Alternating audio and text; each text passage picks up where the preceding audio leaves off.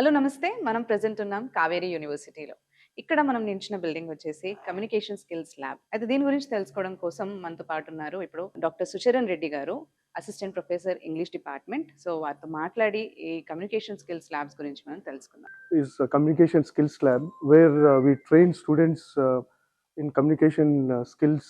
As we know that we are in globalization and in communication era, communication skills have been playing a major role.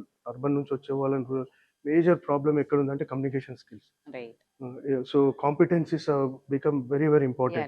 So దీంట్లో నైపుణ్యాలలో మనకి ఎంత subject knowledge ఉన్నా కూడా ఈ communication skills దాన్ని మనం Yes, that's what.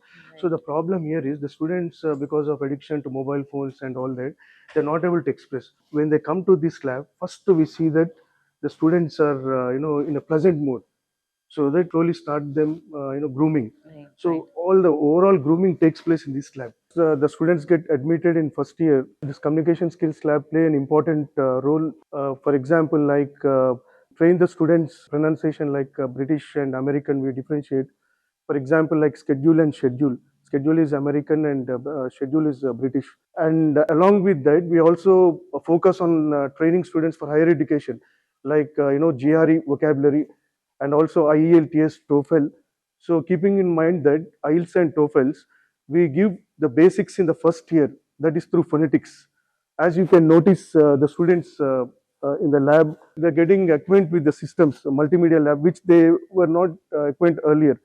So each student is provided a system. This lab consists of 60 systems, and there is a GD table, and there is also podium for presentations, and there's a mic along with that. As you can notice, the student is practicing, is using the multimedia software, and you can see there, British and American, softwares. The differences between the American and British is we use IELTS training British software, and for American software for TOEFL exams.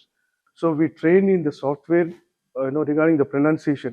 At the same time, the students also get well acquainted with the activities like GD. This is a part of ICS lab, Integrated Communication Skills Lab.